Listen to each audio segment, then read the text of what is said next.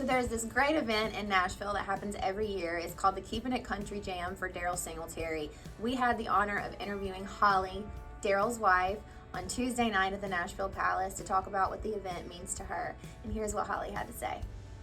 So as I'm listening, I was just telling Josh outside, I'm like, of course, this is just near and dear to our heart, but just to see kind of the room full of people that love Daryle, and, you know, we love him for a different reason as, you know, wife and, you know, husband and kiddos, but to see the legacy he has left on country music is something that sometimes chokes me up, and it did earlier, but and to hear his peers talk about just the impact he had on them, and this is one night I will say that we look forward to every year. We kind of count down on our calendar because it's just one of those nights we get to hear these stories that we've never heard, or, you know, hear these songs these guys get into, these stories that, you know, Daryle is on the road singing. I'm like, I didn't know that.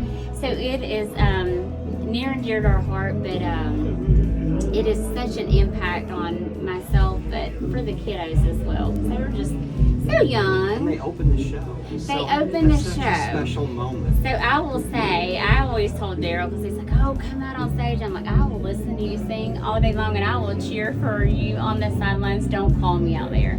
They're opposite. They're like, do we only get to do one song? I'm like, you are your dad's kids. Like, you get that honest. And his mom and dad and his brother is here. They're all they're a musical family. So they grew up in gospel and have gospel albums. And so they're very gifted. And I see a little bit in that in the kids, kind of picking up harmony and little things. And I'm like, your dad would be so proud. But it's something, you don't have to sing a song, but if you want to, you know, what do you want to sing? And so that's kind of something they do, and of course it warms my heart, and I think it's just such a way to honor Daryle, because he was such a music guy, like to his core. Like, he just would pick apart a song, and, you know, it's just sweet. Tonight is it's a sweet night.